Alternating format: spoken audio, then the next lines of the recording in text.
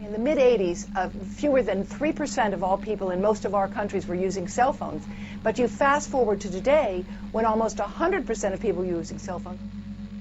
By the time they're 19 or 20 years old, they will have used the phone for 10 years, and we have no idea what type of risk that's carrying.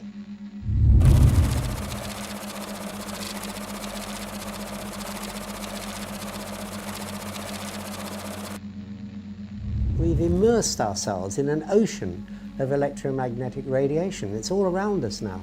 Invisible, we can't see it, but we know it's there. Every time you lift up your mobile phone, you know it's there. It's very, very hard to turn the clock back, or if not impossible to turn the clock back. But we need to be aware of the adverse health effects so that we have the choice of taking precaution against the exposures. At present, the World Health Organization statements regarding this are that it is real. We were not the only cancer cluster around a foam mast. There are many cancer clusters around foam masts. Most of the cancers which will arrive haven't arrived yet. How could we have possibly thought putting microwaves to our brain was safe? We just don't fully understand yet what we're doing. We have an announcement finally on whether cell phones cause cancer.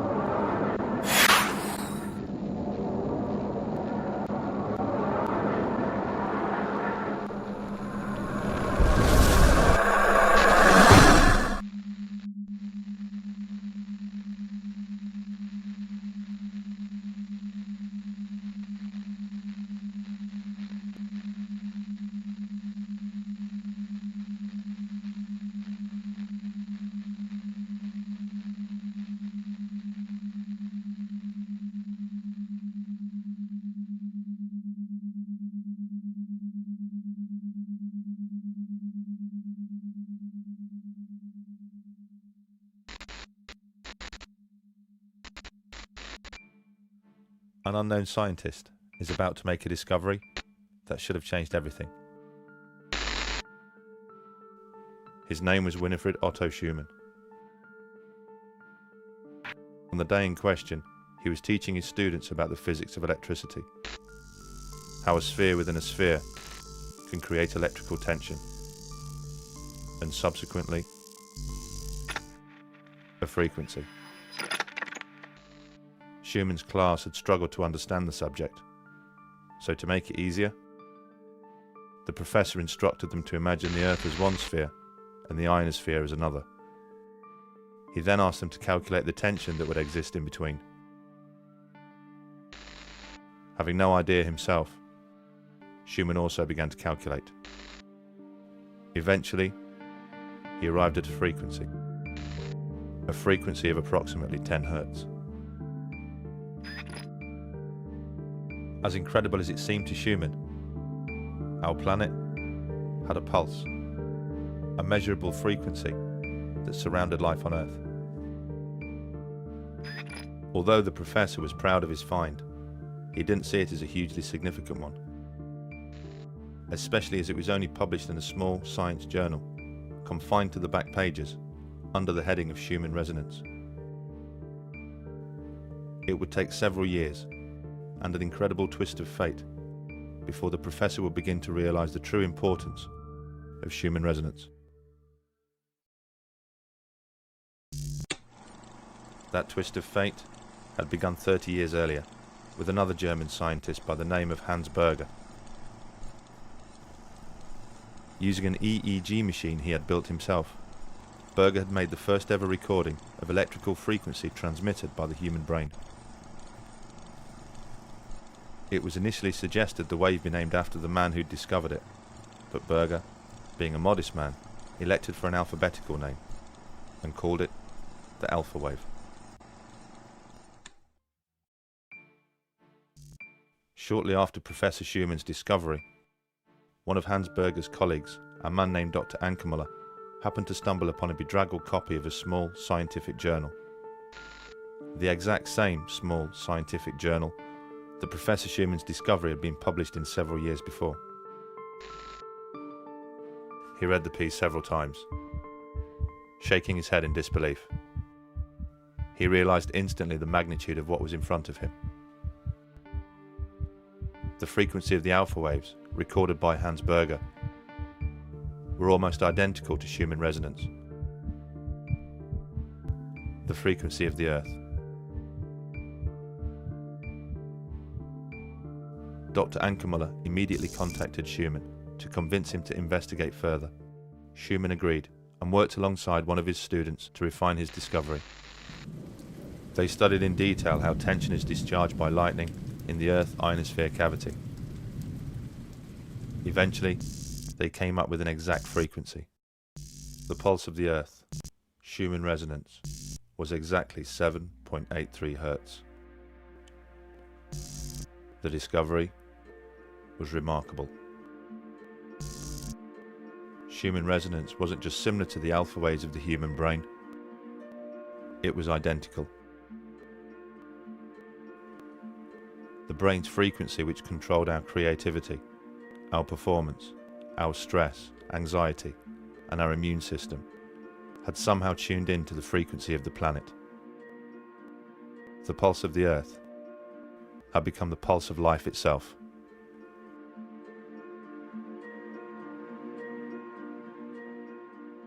The frequency of a wave is measured in hertz. This refers to the number of oscillations the wave makes each second. Frequencies range from a billionth the size of an atom to the length of the universe itself. In theory, frequencies are infinite, so ultimately endless. If this was a coincidence, it was nature's most spectacular.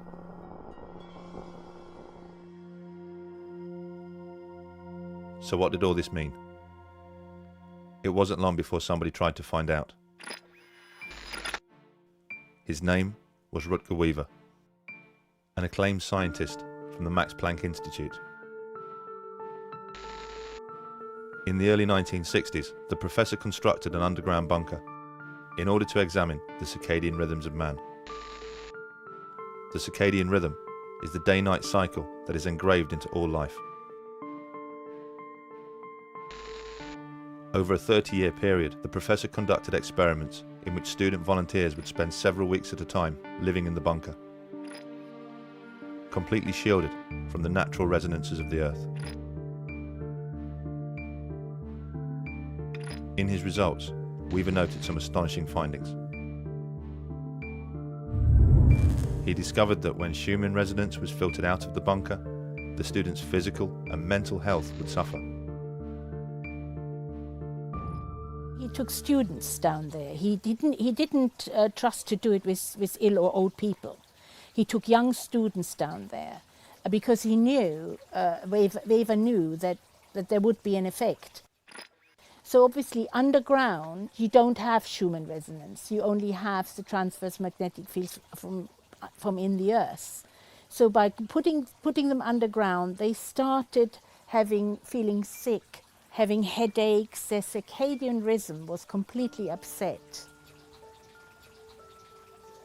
The interesting thing was, when he just introduced the 7.8 Hertz frequency with a magnetic pulse generator, that immediately stopped. Weaver would secretly introduce the 7.83 frequency to the bunker via a man-made transmitter. Each time he did so, he noted the ill effects suffered by the volunteers either disappeared or decreased.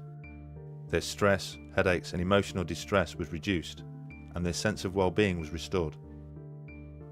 All by the introduction of Schumann resonance.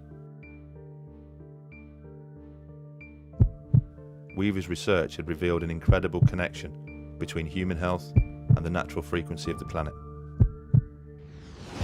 And in 2011, groundbreaking research suggested something even more impressive, that Schumann resonance could be connected to the beginnings of life itself. The breakthrough came at the hands of Luc Montagnier, the Nobel Prize-winning scientist who first discovered the HIV virus.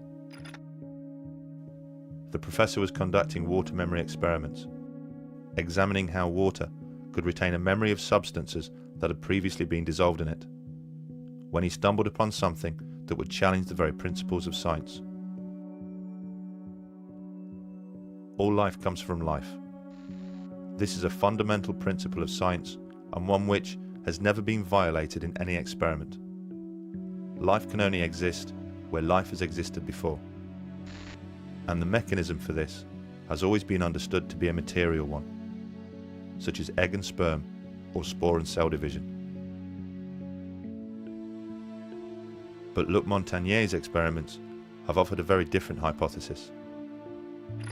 The professor showed that DNA sequences, the very building blocks of life, communicate with each other in water by emitting low-frequency electromagnetic waves.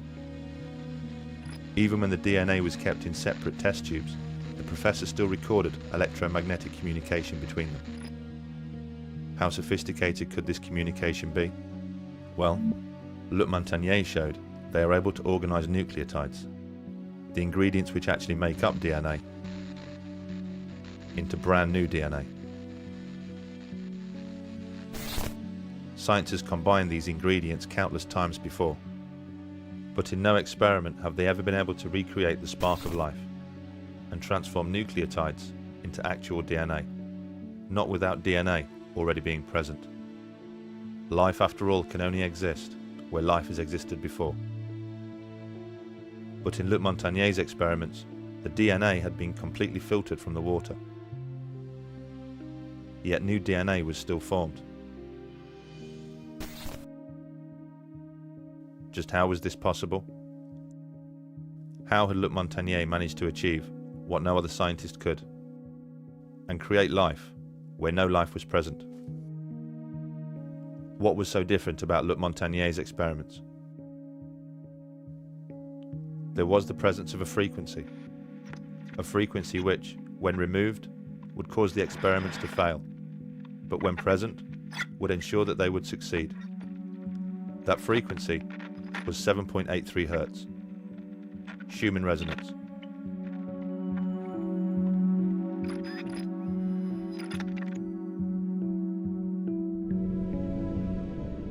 A delicate relationship had been struck between life and the frequency of the planet, an interaction of living organisms and electromagnetic frequencies, a reliance, a bond.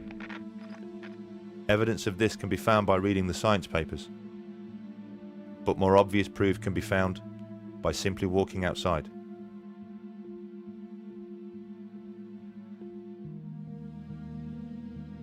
How did all this happen?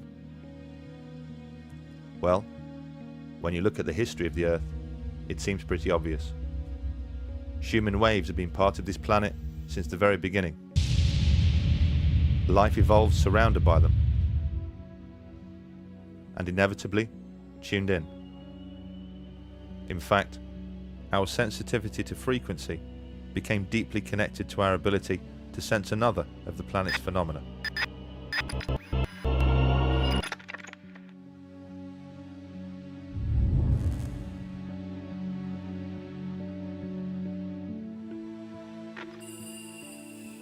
Two billion years ago, magnotatic bacteria formed a simple but intriguing relationship with the Earth's magnetic fields. The single-celled organism contained particles of magnetic material. This enabled it to act like the needle of a compass and orient along the magnetic lines of the Earth. As organisms became more complex, so did their reliance on the Earth's magnetic fields.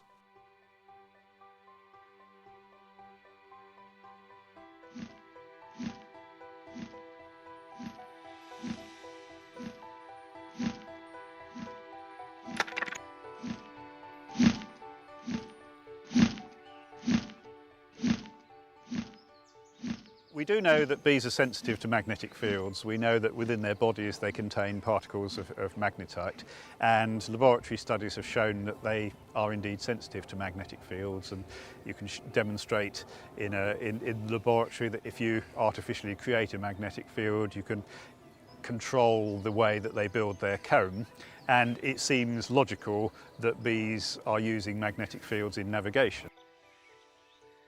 The delicate balance of life on Earth is perfectly illustrated by reliance on bees and their pollination of plants.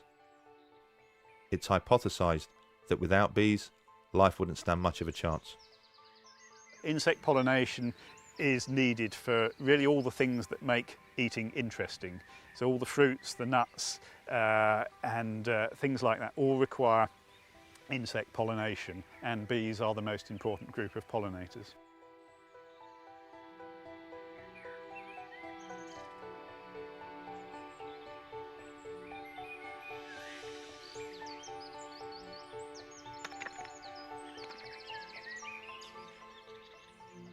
If the bees weren't here, If the bees, we'd have a very boring diet. yes, we would have a very thin existence. I think that's the point without bees. And of course, as well as the food that we need to eat, they're pollinating wild plants as well. And in many cases, we don't know details about the pollination of wild plants, but we can be sure that without bees to pollinate them, many of our wild plants would disappear.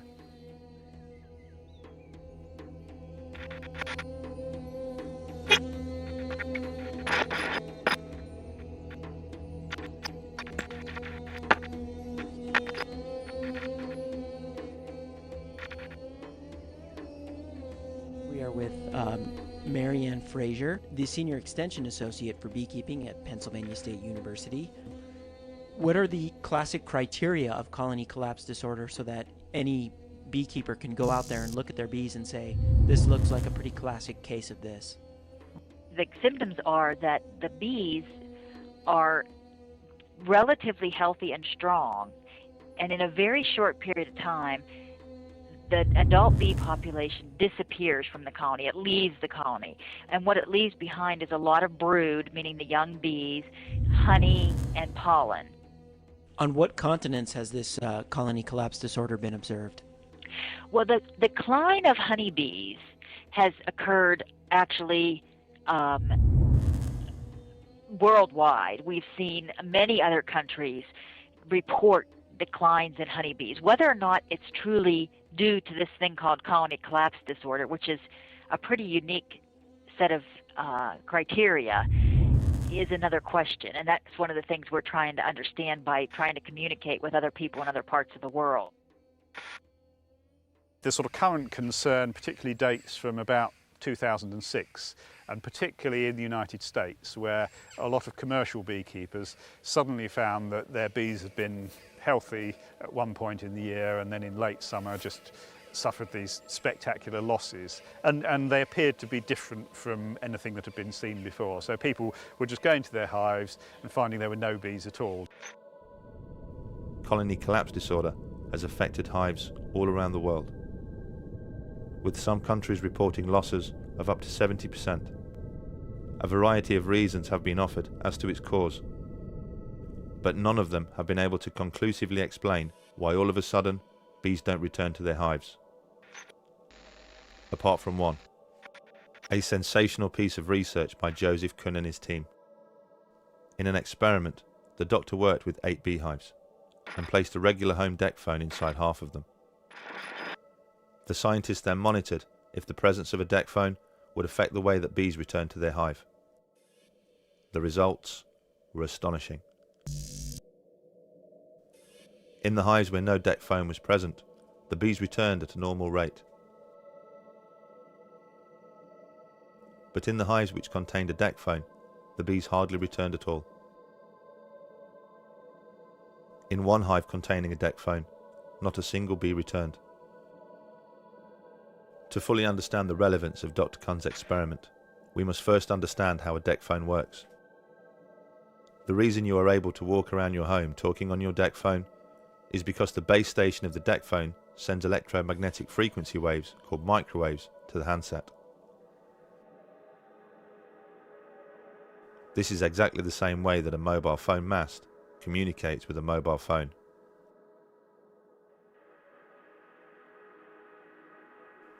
A deck phone is basically a miniature version of a mobile phone mast.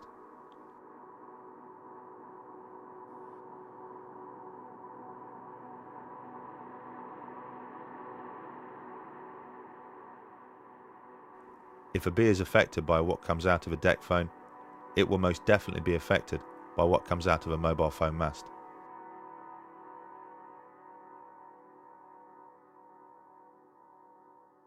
And with 4 billion mobile phone users around the world, all of a sudden, there are an awful lot of mobile phone masts.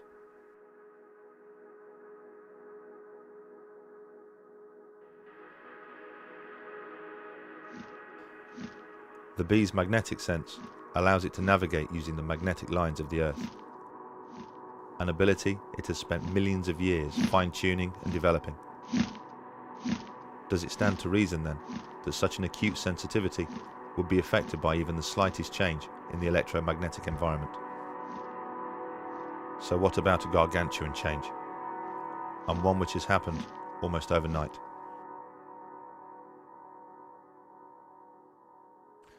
Are there other species that have this sensitivity to magnetic fields?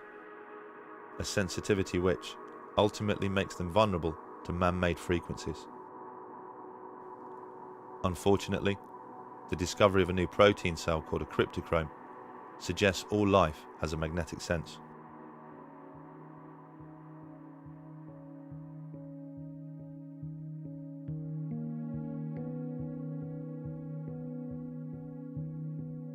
They were discovered in the 1990s in plants, where their function is to absorb blue light, which is used to regulate growth. They were since been found in insects, animals, mammals, including humans, and in birds. Cryptochromes are a biological molecule called a protein. It's generated by some of your genes called cryogenes, and the cryptochrome molecule actually controls your circadian rhythms, including melatonin production. Some of the cryptochromes seem to have a function of absorbing light as detectors for the circadian clock. So they are inputs for the light-dark cycle that many species seem to have, plants as well as animals. But in the year 2000, Thorsten Ritz demonstrated an even more amazing role for the cryptochrome. In a series of experiments on robins, he demonstrated that their navigational sense was not only a magnetic one, but it came directly from the cryptochrome cells, which are located behind the eye. I think the Ritz paper published in 2000 is one of those milestones in science, because he proposed that this cryptochrome molecule, which remember is best known for its effect in controlling circadian rhythms, that molecule was actually responsible for giving the compass, magnetic compass information in birds. The birds literally see the Earth's magnetic field, perhaps as a bright or a dark spot superimposed on their field of vision. And as they then move their head or their body around, this spot moves, and so rather like a heads-up display for a fighter pilot, they have this thing that they see, goodness knows what it would be, which allows them to orient while they're flying. The way he tested that was to expose birds to radio frequency fields to see if it actually disturbed their magnetic compass. And not only did the radio frequency field indeed disrupt the migration of robins, but it did so at very, very low intensities of fields. And that's really important and really interesting, that very low level radio frequency fields interfered with the robin's compass. The experiments by Ritz clearly demonstrated that the cryptochrome cell used in navigation was seriously affected by man-made frequencies, and man-made frequencies at levels well below those deemed safe by the governing body ICNIRP. All of the animal navigation studies, the cockroaches, the zebra finches, the chickens, the robins, they've all had their magnetic compass disturbed by radio frequency fields well below the ICNIRP public exposure limit. In fact, work on birds, particularly birds and insects, have shown that they are sensitive to fields way below the ICNIRP levels that claim are safe for us. If you look at where the research shows they're sensitive to, there's good stuff in the literature showing it's significantly lower than what we're allowed to be exposed to, and therefore what they're exposed to in the environment. There's certainly solid scientific reason for supposing that magnetic fields, artificial magnetic fields, will disturb the habitat of a number of species.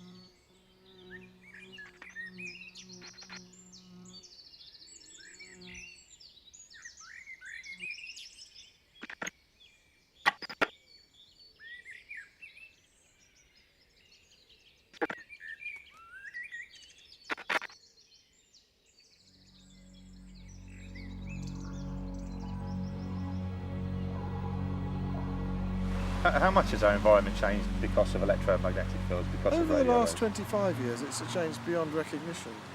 Just beyond recognition. It's millions and millions of times in terms of electromagnetic energy. The former National Radiological Protection Board, in one of their documents, said that they thought that the radiation environment, if you like to call it that, had increased many millions of times from what it was 50 years ago. Many millions of times. It's an enormous change in environment on Earth, and it completely swamps all these natural signals, including the Schumann waves that we have evolved with.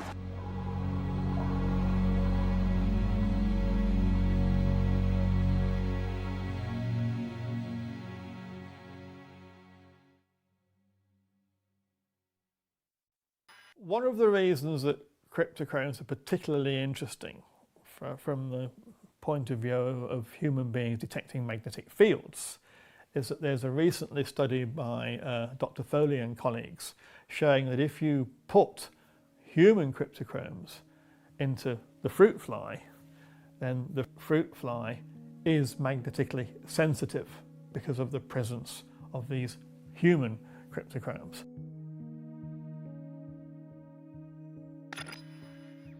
So this is actually showing that human cryptochromes are magnetically sensitive, actually detect magnetic fields.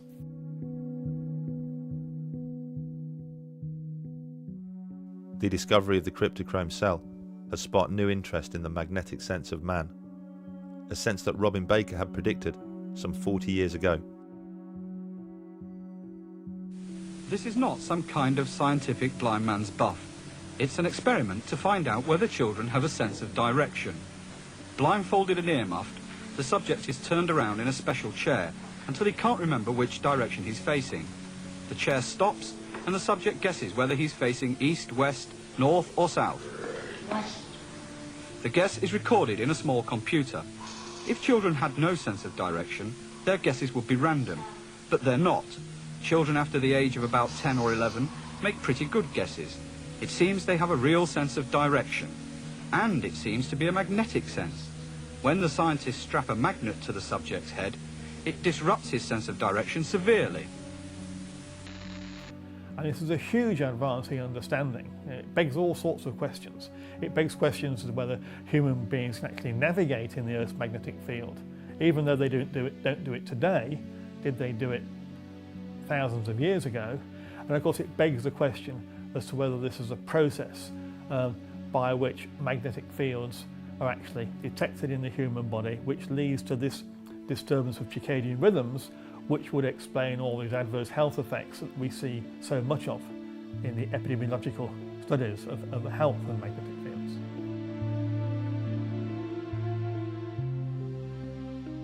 If mankind has the ability to sense magnetic fields, the same ability as the bees, the birds, and the butterflies, does that also mean that we are as vulnerable as they are to man-made frequencies? Will changes in our environment affect us, as it's clearly affecting them?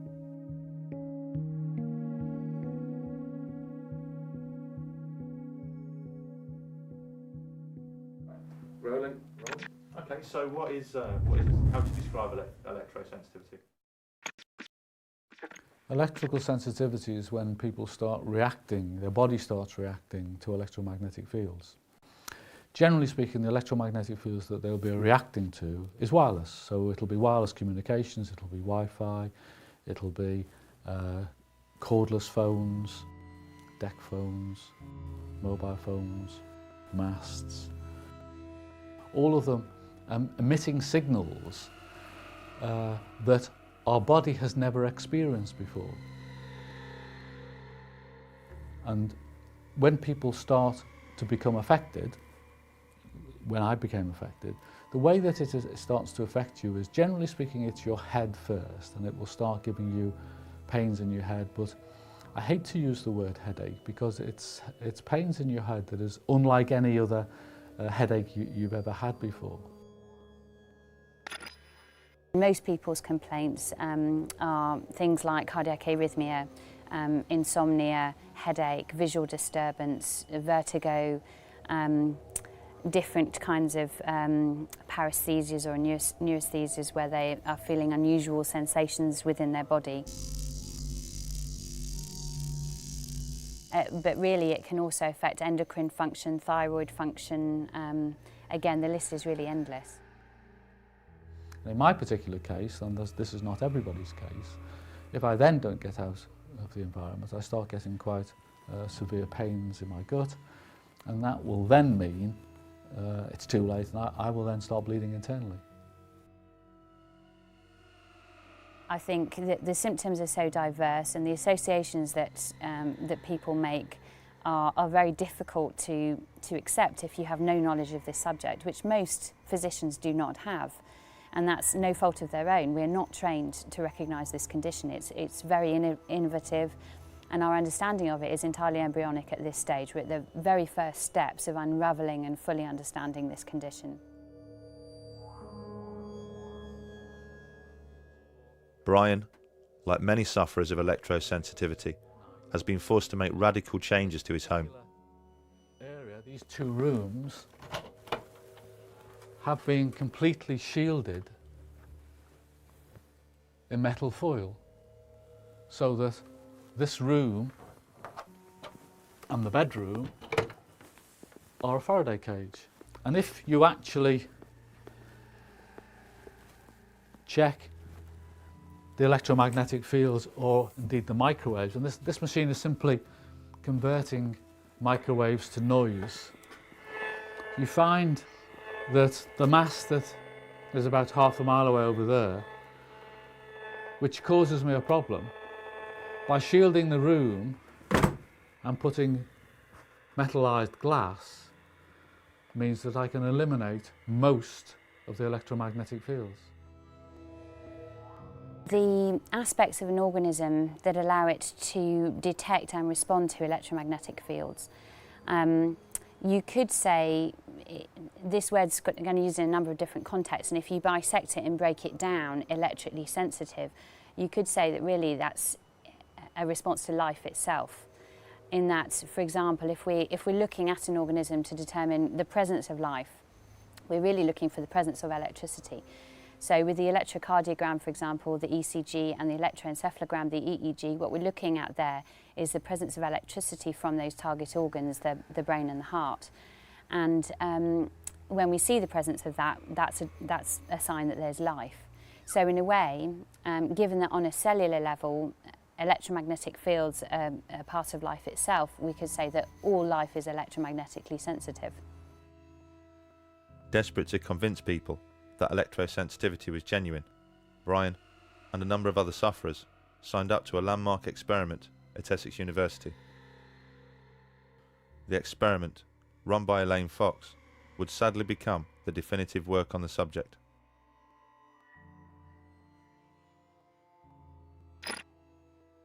You have to go into a shielded room, and you go in there for a relatively short period of time, and the mast is on for 10 minutes and off for 10 minutes and on for 10 minutes, and to see whether you can detect whether it's on or not.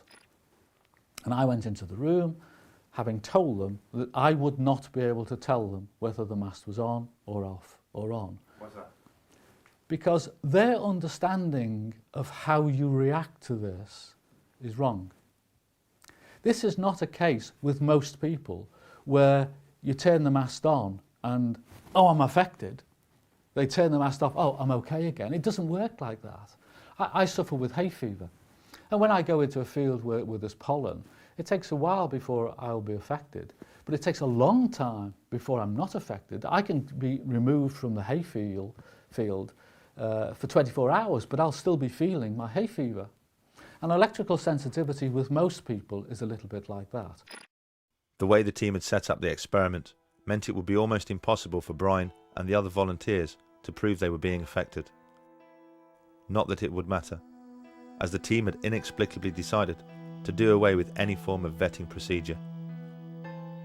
For one thing, people appear to be sensitive to different things. I'm sensitive to 3G mobile phones, I'm sensitive to GSM mobile phones, for example. There are differences in the way the modulation works. I have no idea whether they're right in their sensitivities, but if that is the case, then it makes sense that the people who you've got into your study claim to be sensitive to exactly the signal that you're going to be exposing them to. If you have someone that, for example, is always sensitive to Wi-Fi, but they're never sensitive to mobile phones, if they exist, then you make sure that what they're being exposed to is Wi-Fi and not mobile phones, because you're actually trying to prove whether they're sensitive to what they're saying they are. None of that differentiation was done. It was really, if you claim to be sensitive to anything at all that happened to be electromagnetic, you were in. Well, one of the reasons why I thought it was quite important was I help people who are electrically sensitive. And a couple of months before, I'd actually been to a lady's house who thought she was electrically sensitive, just to try and help her and to explain to her what electrical sensitivity was and what might be causing her problem.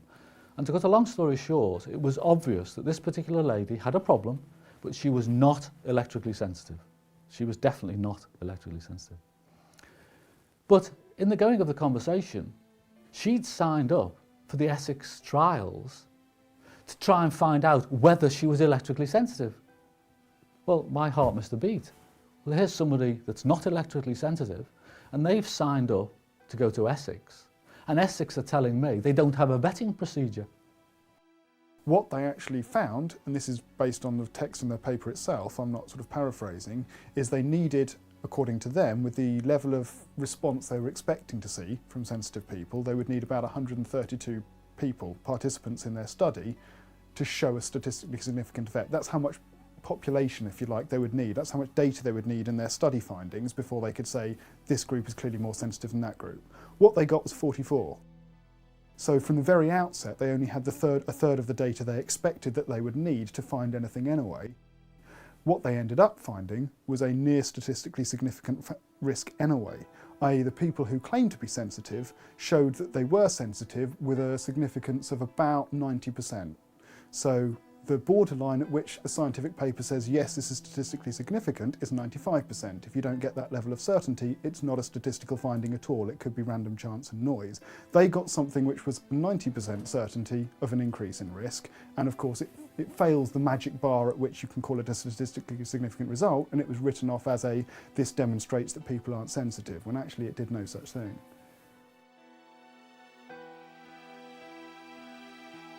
The constant exposure to the mast took its toll on a number of the volunteers, making some of them so sick they were forced to withdraw from the experiment. For Brian, the effects of the experiment would be felt long after he left Essex.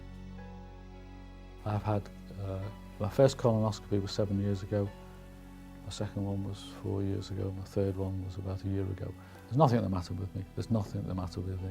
Absolutely, you're imagining it. I've got colon cancer. So from the first time that I bled to the time of removing the polyp was 7 years. When I asked the doctor how long does it take to cancer to develop, 7 years. So you can virtually track the time when I went to Essex, and there was one occasion before where I started bleeding. With that bleeding has caused me colon cancer. How could such a botched experiment be held up as such a definitive piece of research? Why would such an experienced team make such fundamental and obvious errors in their work? Could it be anything to do with those who provided the funding? The Essex experiment is one of a number of experiments funded by the MTHR, a company set up and funded by the mobile industry themselves. Could you explain what MTHR does and how MTHR is funded? Yes, the MTHR programme is funded jointly by the UK government and the mobile telecommunications industry, and it funds research into possible adverse health effects related to mobile phone technology. The whole issue of who funds scientific research is a thorny issue. I know many scientists like myself who, when they get a new study to read, the first thing they turn to is the back of the page where it says who funded it. Is there, do you think, maybe a conflict of interest in the mobile phone industry funding research into the harm that it does? Well, of course there is a potential conflict of interest, and that's why a programme of funding like this has to be carefully managed. I've done a lot of work with the telecommunications industry because I happen to have I organise the communication workers representation in here, and so I've talked to these people for a long time. I think they would like to be objective, but they are driven, particularly in a market where they're fighting each other for market share by profit, and therefore they may fund research, but much like the pharmaceutical industry, you often find that they're hiring people who've already spoken on their side of the argument. Scientists aren't pop stars, they don't earn a lot of money, they have houses to finance, they have families to look after. Who can blame them for recognising that if they find the wrong results, they're not going to get another job from that source at any rate? There are psychological pressures, even in the absence of actual pressures, which may or may not be present in individual circumstances. There are clearly psychological pressures to conform and to please the organisation providing your funding. You feel obliged. You feel obliged, you feel obliged. There are some really solid statistics showing that where there is an issue over electromagnetic field effects, that the studies funded by the utilities or by the power industry or the radio industry or by the mobile phone industry are funded by them, that the studies tend to be significantly negative, whereas the studies funded independently within universities and so on tend not to be so. It's a challenging area in which to research. It's not easy to do studies of that sort, and because of the constraints of doing research in human subjects, you're not going to have perfect research studies. There are always going to be limitations. Is this a real condition? Yes, absolutely it is. At present, the World Health Organization statements regarding this are that it is real and symptoms can be severe and disabling. Figures for electromagnetic hypersensitivity are around 2 to 3%. Those are people who've had their life extremely affected by this condition. But, as I've previously mentioned, on a cellular level, 100% of people are reacting. That means that the healthcare consequences of not taking this seriously and not recognising it are potentially huge. And the numbers of people that have mild or moderate electrical sensitivity are probably far higher than we estimate.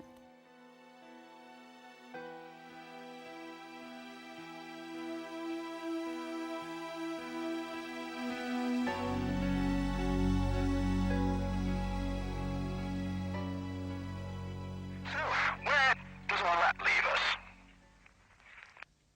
It leaves us with a tape recording of an experimental link-up between a standard telephone and a unique mobile handset. A dialing tone.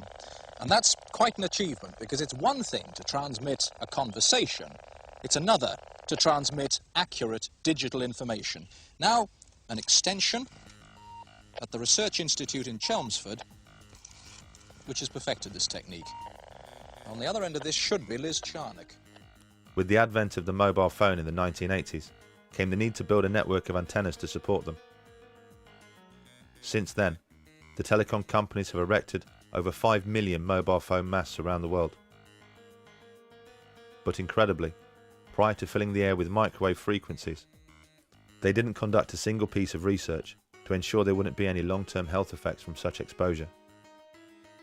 The grid was built without first making sure it was safe. Thank you for your help.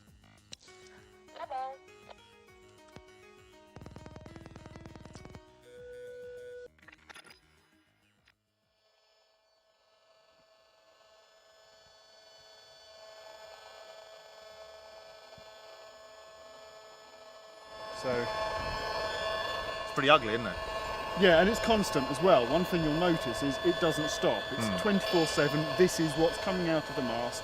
If you can see the mast, you're being exposed to it. Right. Frankly, even if you can't, you're being exposed to it if you're this distance away, because it'll pass through, concrete walls and things. It'll dampen it a bit, but not very much. If you're within 200-300 metres of the mast up there, this is what you're going to be exposed to 24/7. When you can hear it, it changes everything. It does. Imagine if you could see it.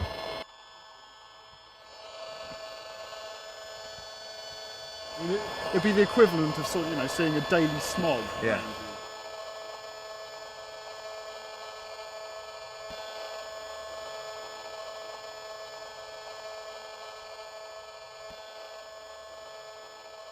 With a constant smog of man-made frequencies surrounding our daily lives, and no testing as to its safety, is there any wonder people's bodies have started to react? Well, it was almost 10 years ago, and I was in my 30s. No history of breast cancer in my family, and living a really healthy lifestyle.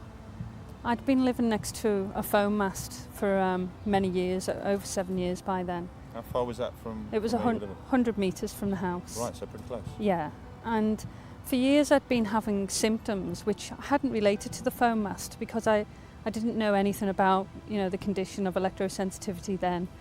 And I'd been having vertigo, sleep problems, headaches, sharp pains in my head. And I'd often visit the doctor only to be told it was either stress or a virus. And then, just out of the blue, I was diagnosed with breast cancer. And it was the biggest shock of my life. And at first I thought, well, it's bad luck, it's just unlucky, it's me. And started to go through my treatment. And it was then I started bumping into neighbours in the hospital. And I only lived in a small village. Right. And started bumping into other young ladies as well, who were neighbours. Young? How old? Oh, well, I was the youngest in my 30s, but the others were in their 40s or early 50s. Right, that's very young. And that was 5 of us all diagnosed at once, within 6 months of each other, with breast cancer. There were only 18 houses in the village surrounding the foam mast, so Eileen decided to conduct a survey to see if anybody else had suddenly started suffering ill health. What came back really frightened us. Lots of people were reporting the same symptoms that I'd been suffering with for years. So vertigo? Yeah, the headaches, the vertigo. But there was other young women in the village who were having fertility problems and precancer cervical cells, other young ladies who'd had breast cancer benign lumps, and there were other conditions of cancer as well in the area. One of our neighbours, who was only 51, had developed motor neurone disease, and he unfortunately died. And so we unearthed a horrendous can of worms. We'd done a count of 77 people in the houses. And out of 77 people, how many people were suffering biological effects? The estimate was around 70%. People 70% of people who'd had effects over the years with biological effects, sleep problems, skin rashes, benign lumps or cancer. Yeah, it was it had a big impact on people in the village. I think this is a global, massive problem. We found since then that we were not the only cancer cluster around a foam mast. There are many cancer clusters around foam masts. And we'd worked with a local scientist where we looked at other foam masts that have been in areas for a long time and conducted other surveys and found other cancer clusters as well.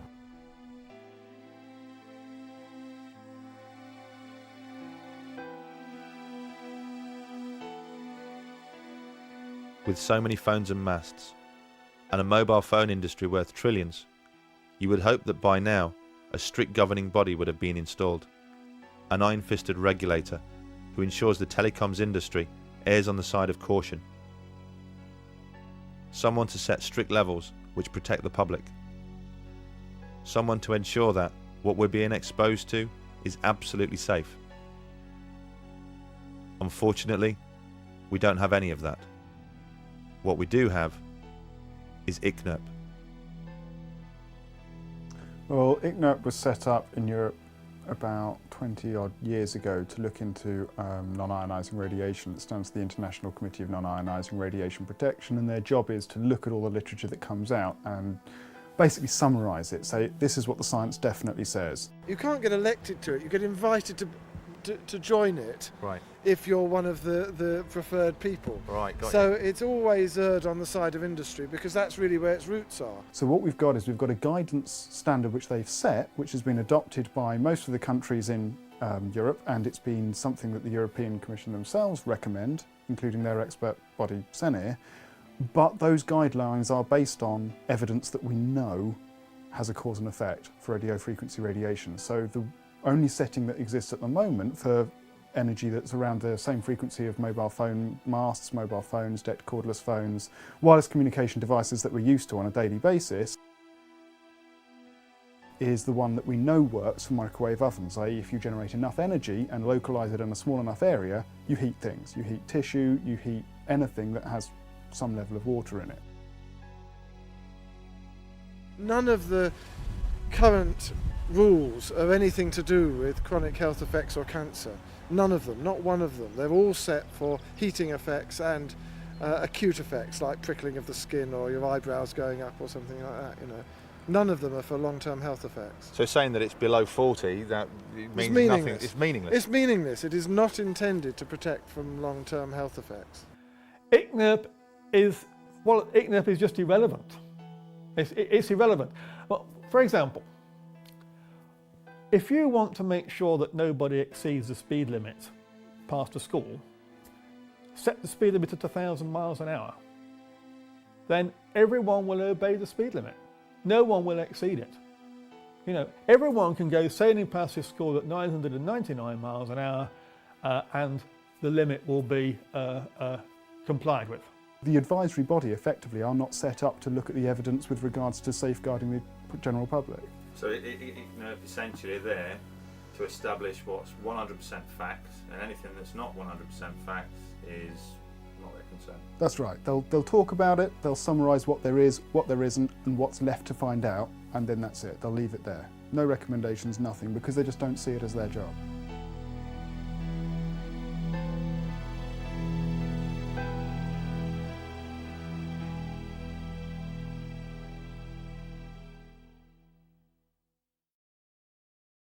What if I try and make a call? Let me try and make a call. If you try and make a phone call, it'll be almost constant because it starts a proper sort of two-way high bandwidth transmission. Okay, let's do that.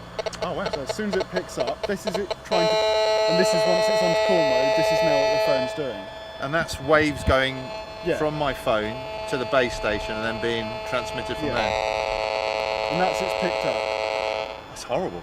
And that's basically what your phone's transmitting into your head all the time that you've got it operational and they're using it for phone.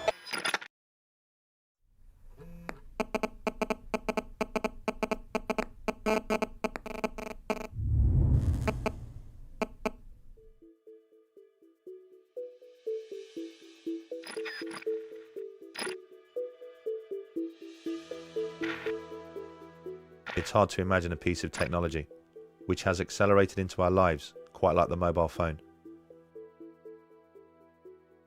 25 years ago, it was seen as little more than a gimmick. Today, 4 billion of us own one. And the average age of a child when they receive their first phone is just 8 years old. The way a mobile phone works is by sending and receiving microwave frequencies to and from the base station. So having a phone pressed against your head inevitably means your brain is being exposed to those waves. Does the brain react to this exposure? A recent American study shows it absolutely does. The work was carried out by Dr. Nora Valko. Dr. Valko and her team studied 47 healthy people for an entire year. Participants had a cell phone placed on their left and right ears. One was activated but muted, the other was turned off. Dr. Valko used brain imaging equipment to study how much glucose the brain would use during exposure. So it's a very sensitive marker to indicate if there are changes in brain activity that may be driven by a given stimulus, which in this case was the cell phone. When the brain is stimulated, it consumes glucose in the same way a car consumes fuel. 50-minute exposure to a cell phone was associated with increases in glucose consumption by the brain, which indicates that the brain was being activated by the radio frequencies from the cell phone. This right area of the brain that was very close to the antenna showed the largest increases in metabolism as compared when the telephones were off. Even though the radio frequencies that are emitted from current cell phone technologies are very weak, they are able to activate the human brain to have an effect. By using a muted cell phone, Dr. Valko's experiments showed that the human brain has a metabolic reaction to the presence of microwaves from a mobile phone. A metabolic reaction at levels well below the legal limit. Something many people claimed was impossible. And the reaction recorded by the doctor is secondary to an even greater concern: the way that those microwaves are actually absorbed by the brain. This has become known as SAR.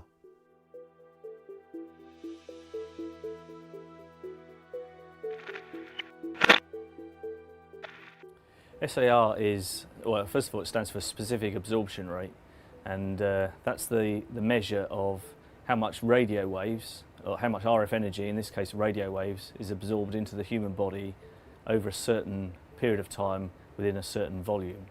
So it's a measure of the heating effect that a radio transmitter would have on your body, on the human body. The SAR for every mobile phone is measured in this way, using an artificial head called a SAM phantom. This is filled with a glucose mixture which represents the brain. The probe measures the amount of microwave radiation that penetrates the SAM phantom skull and calculates a SAR rating based on how much energy is absorbed.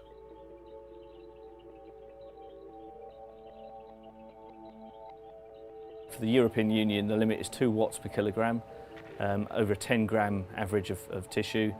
For America, it's 1.6 watts per kilogram, over a 1-gram average of tissue. So the limit for the USA is more stringent than for the European Union, but other countries around the world, such as Australia and New Zealand, use the European limit. Some of the most popular phones on the market emit so much microwave radiation that their SAR rating is right on the edge of the limit.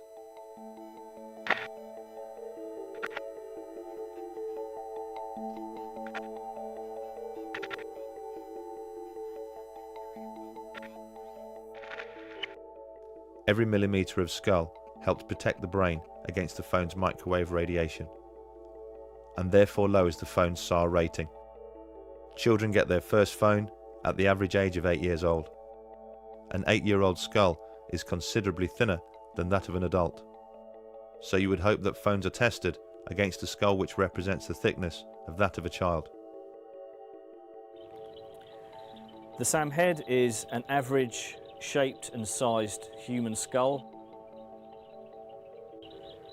The average of 10,000 people has been taken in terms of their head measurements, and this SAM phantom head has been created, which is an average human skull. Obviously, the head of an average human being is considerably larger than that of an 8-year-old child. But when we investigate the company that makes the SAM phantom head,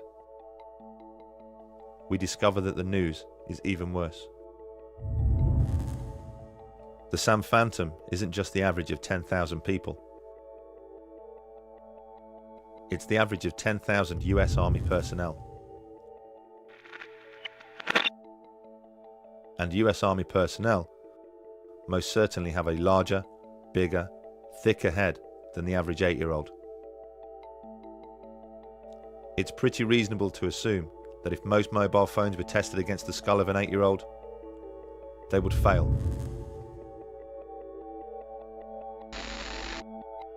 Who is it that sets the standards?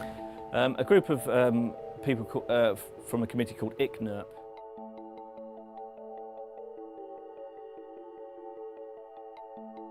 The people who do the work on mobile phones are, by and large, engineers.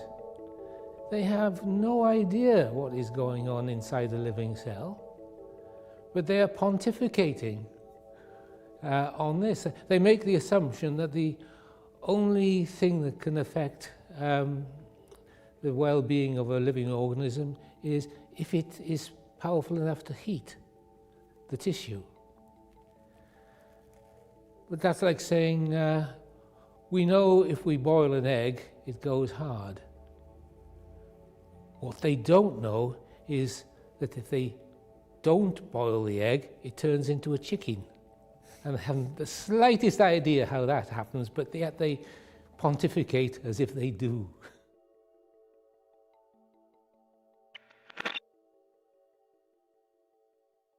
In 2011, the World Health Organization changed the danger rating of mobile phones,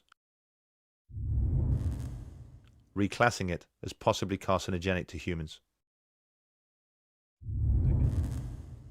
based on an increased risk of contracting a glioma, the type of brain tumour associated with using a mobile phone. What was the catalyst for this abrupt change in status? There have been countless studies conducted into the possible health effects of mobile phones, some showing an effect, some showing no effect. But the most conclusive came from Leonard Hardell. He has overseen the largest and most comprehensive piece of research ever conducted, combining his own work with that of others from around the world. From the early 1990s, they have investigated the phone habits of more than 2,000 people from around the world. People with tumours such as astrocytoma and acoustic neuroma, the brain tumours associated most with mobile phone use due to their proximity to the ear. Their findings are shocking. They concluded that mobile phone use does increase the risk of a brain tumour.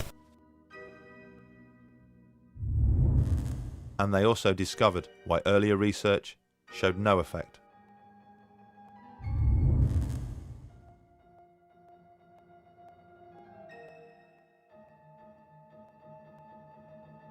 I think there's more evidence that it's carcinogenic than just possibly carcinogenic.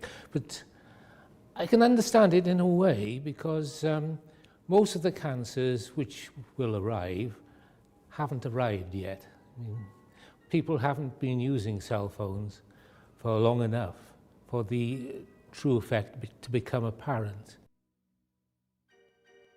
As is the case with other carcinogens, it takes at least 10 years before you start to see an effect from the exposure.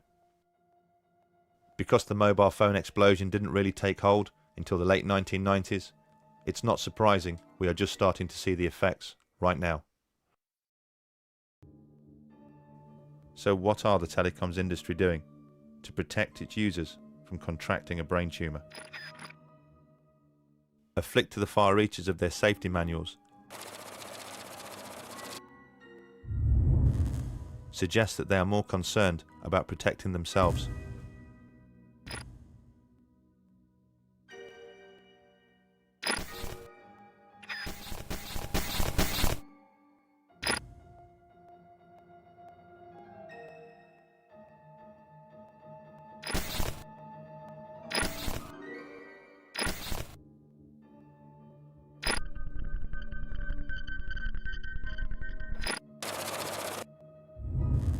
At the back of almost every single phone's user guide are instructions on how far to keep your phone from your body.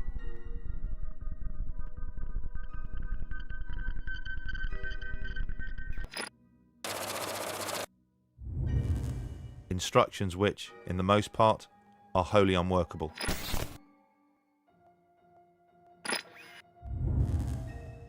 And what happens when the telecoms industry funds research into the harm that they are causing?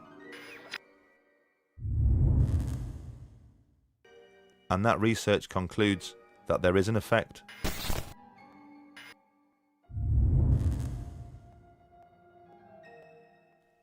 That the use of a mobile phone does play a role in the development of cancer.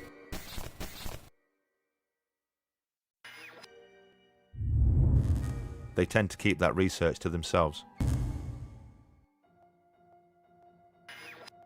We just don't know what we're storing up with EMF, because the effects are largely long-term, and we have, as you say, this ubiquitous exposure and ubiquitous reliance on these exposures. We just don't fully understand yet what we're doing.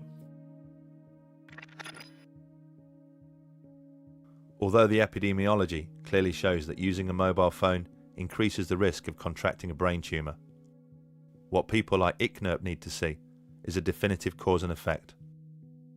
How it happens. What's the mechanism? How exactly is the cancer caused? It may seem obvious that a being so tuned in to the Earth's frequencies and so sensitive to her magnetic fields would naturally have a reaction to man-made microwaves. But for years, the telecoms industry have defended their actions by asking the same question. As it turns out, they've been asking the wrong question. The answer is melatonin.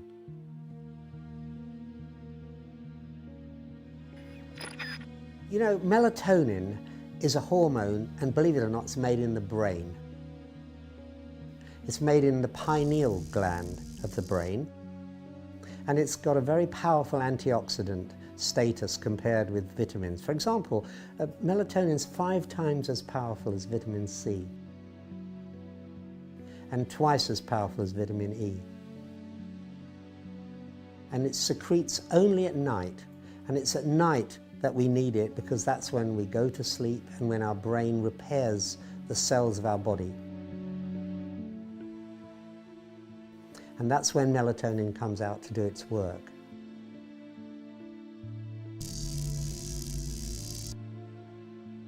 Each day, our body loses about 500 million cells. And at night, that's when our body replaces those cells.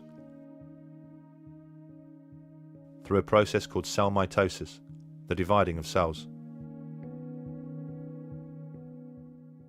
And what it's doing is it's mopping up what are called free radicals. These free radicals are really the spare electrons left over from the process of making the energy which we need to repair ourselves in the first place. Each night, as our body repairs itself, millions of free radical cells are created as a byproduct of cell mitosis. These free radical cells attack healthy cells.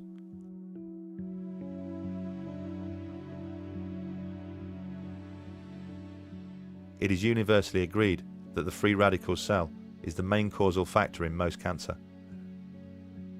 Our body's main defense against these free radicals is its most powerful antioxidant, melatonin. It passes into the bloodstream, And its job is to act as a natural antioxidant, a natural anti-cancer agent.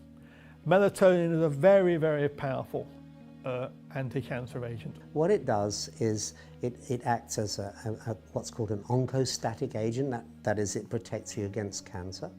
It controls the sleep-wake cycle so that you get a good night's sleep when you've got proper melatonin.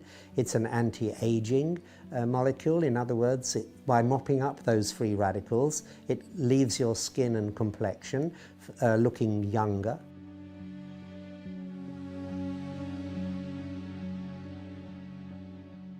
We have in our lab 12,000 studies, which we've collected over the years.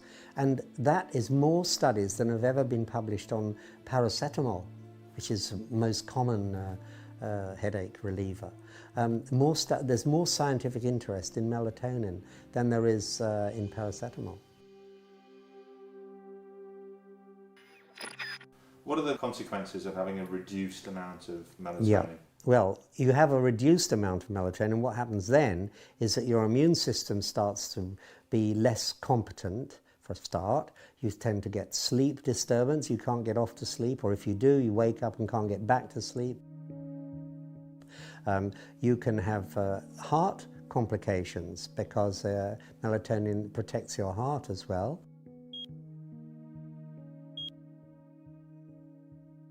And you're much more prone to disease because your immune system is not functioning at its best. So these are some of the things that happen when you have a lowered melatonin level. And for example, the average woman with breast cancer has only got 1/10 of the melatonin of a normal woman of her age.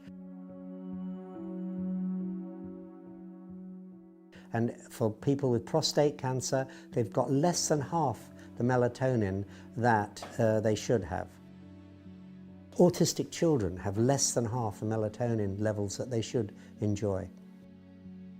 Reduced melatonin in night shift workers, because they're working at night and exposed to light, they don't produce nocturnal melatonin, is known to produce a 50% increase in breast cancer risk. And the International Agency for Research on Cancer, IARC, has actually classed night shift work as a class 2A probable carcinogen because of this melatonin reduction. There are lots of studies now showing that people on night shifts or people who are blind have different cancer rates than the average population. And most of those studies support the view that the absence or the lowered melatonin has an adverse effect on health. Because the body only repairs itself at night, melatonin is only produced when the pineal gland senses that no light is present. What happens is that the pineal gland is light sensitive. It's sitting right where your brain receives signals from your eyes at crossover point in the middle. It's called the suprachiasmatic nuclei, and the connections from there goes directly to the pineal gland to tell it whether there's any light around or not. If there's light around, then there's also interference with the signals the brain wants to send to our cells in order to repair them. So it says there's no point in the brain sending these signals out to our cells to tell them to repair, because there's so much interference that they won't hear it. So it waits, the brain waits until it's dark.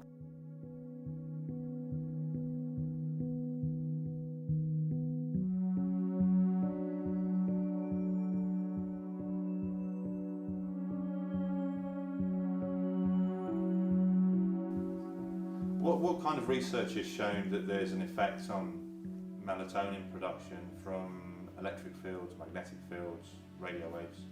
Right, well, the Battelle Institute in America has done a lot of work on this way back from the late 1970s, in fact.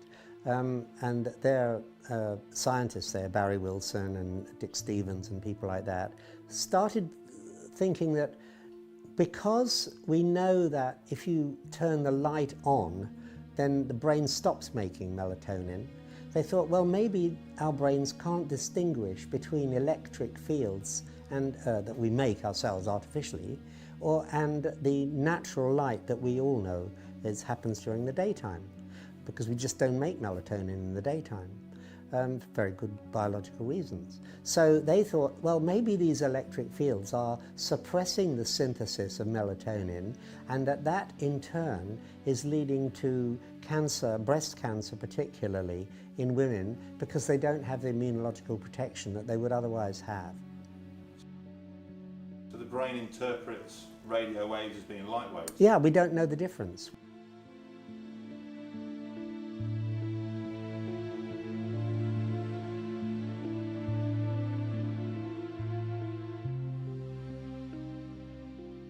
The hypothesis that the pineal gland cannot distinguish between light frequencies and man-made frequencies is certainly backed up by a wealth of research.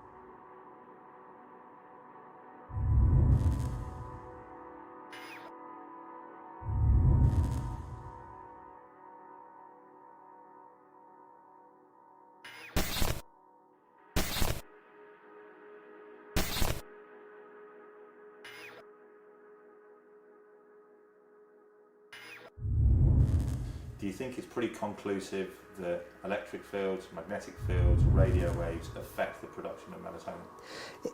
This research, which shows that kestrel melatonin levels fall with exposure, that white storks nesting on buildings near to radio masts have lowered progeny compared with stork nests a long way away from radio masts, studies on ants, studies on bees, and studies on birds of various kinds, studies on marine mammals, all point in the same direction. But then there are studies in the laboratory of cells in the pineal gland which actually synthesizes the melatonin, and looking at the effects of magnetic fields on those cells. And at virtually every stage in the synthesis of melatonin, it's been shown that magnetic fields disturbs the actual production of melatonin.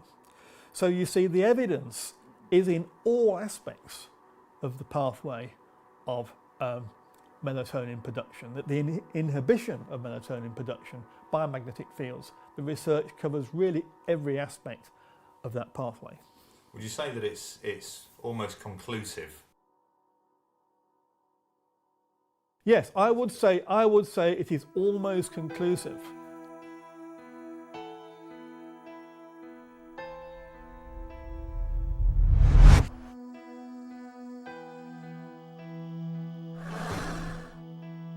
The genius of our body means it is able to counter the production of free radicals with the production of melatonin. We have created in ourselves a precise balance, a perfect system of defense. It has taken our body millions of years to perfect this technique. A technique created based on the surroundings we have evolved in. But over the last few decades, our surroundings have changed, and changed exponentially. To the naked eye, the world appears to be the same. But at a cellular level, it is the biggest change in environment life has ever encountered.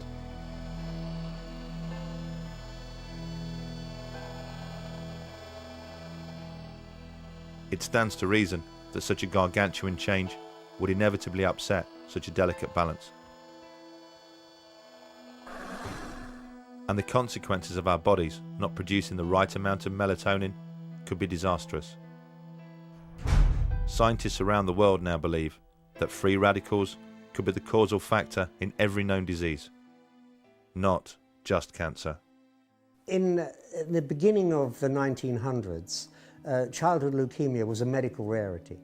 We've seen nothing but an increase in childhood leukemia ever since that point. It's going up every year by about 2%. And that applies to many other disorders as well. Autism, brain tumours, cancer. Cancer rates in the 1910s were probably half of what they are today.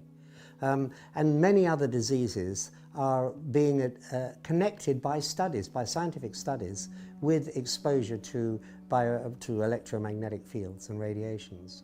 Not just power lines, but also to radio fields and microwave fields. Because we've in the last 50 years, really, we've immersed ourselves in an ocean of electromagnetic radiation. It's all around us now.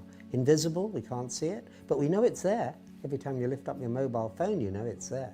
It's very, very hard to turn the clock back, if not impossible to turn the clock back. But we need to be aware of the adverse health effects so that we have the choice of taking precaution against the exposures, if that's what we wish to do, that's what we need to do.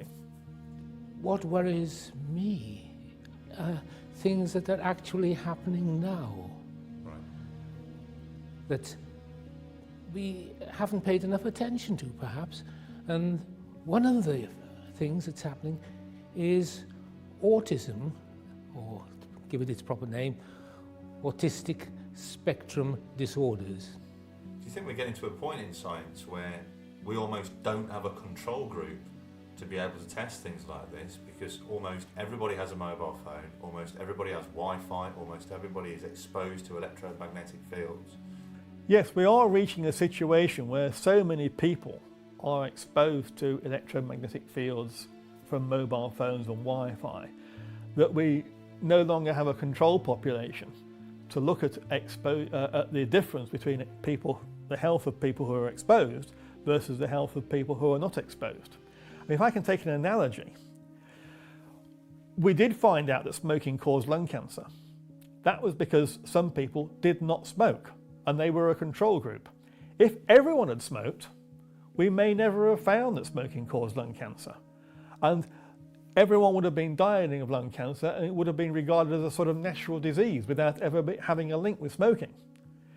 What's happening with mobile phone exposure is we are losing this population of people who are not exposed. Even the few people who don't own a mobile phone are surrounded by the radiation from the mobile phone when they go shopping, when they go on a train, wherever they go. It's not just the canary down the mine like myself. Eventually, if you simply increase the electromagnetic fields in the atmosphere, which we're doing, and we're now got a million times more electromagnetic fields, microwaves in the environment than we had 30 years ago, eventually it'll start to affect you. It's very, very hard to say where we might be in 15 years' time, but I would very much hope within a few years' time we do recognise just how much these ill health effects are actually costing society. And then we might wake up and look at the causes and realise we have to do something about the causes.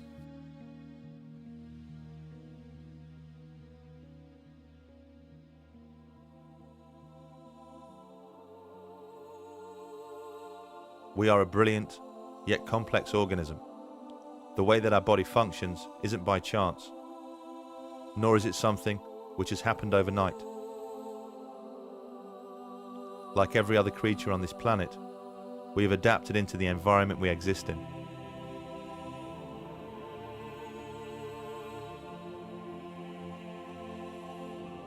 An environment which, since the beginning of time, has had a delicate balance of fields and resonances. These phenomena don't just surround us, they make us what we are. The cells of our body communicate with each other using light frequencies. Our DNA uses electromagnetic frequencies to reproduce itself. At the core of everything are protons and electrons, positive and negative, making all life magnetic. We are, as all life is, equipped with cryptochrome cells, which allows us to sense those fields in ways we barely understand. We are beings of frequency, electricity, light, and magnetism. And to become this way has taken millions of years, a process which started with the very first cell. Although we have embraced the wireless technology and accepted it into our everyday lives, at a cellular level, our bodies haven't. The frequencies that now surround us are as alien to our cells as they would be to our eyes, if only we could see them.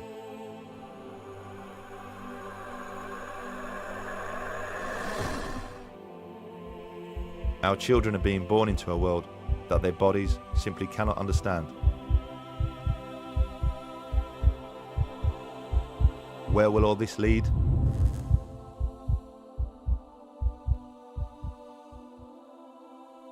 As this film is being made, 4G technology is being rolled out around the world.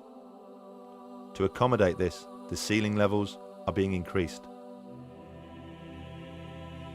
Wi-Fi is in almost every single home, school and business, surrounding us constantly.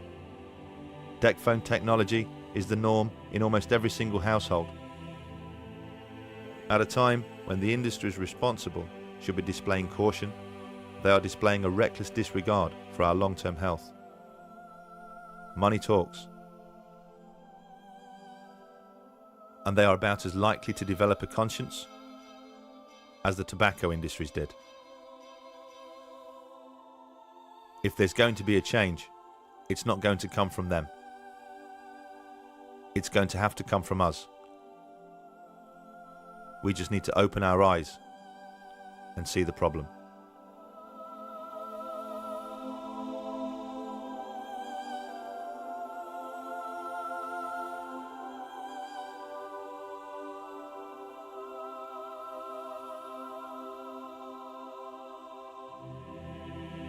Would the MTHR, do you think, fund research into radio waves affecting melatonin, given that this is the mechanism that people seem to point to, that mobile phones affect the production of melatonin? Melatonin is an antioxidant, a free radical vacuum cleaner, if you like.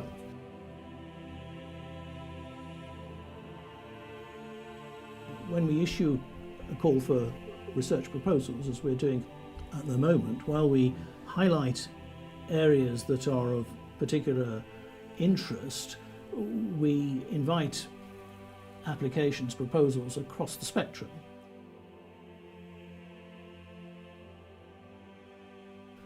But it would have to be prioritised alongside the other applications that we get. We only have a limited pot of money, but we don't rule out funding research on melatonin. It's not one of the areas that we've identified as a priority at the moment.